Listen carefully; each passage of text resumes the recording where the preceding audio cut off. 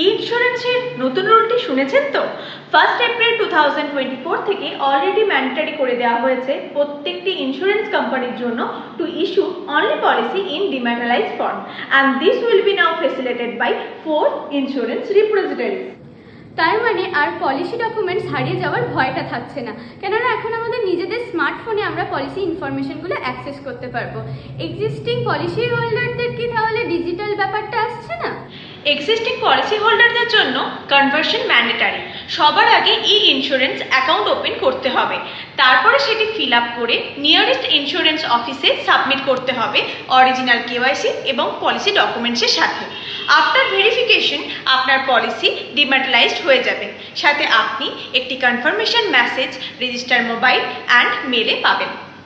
আমি তাহলে আজকেই অ্যাকাউন্ট ওপেন করছি এবং আপনারা আপনাদের প্রয়োজন মতো প্রসেসটা শুরু করে দিন।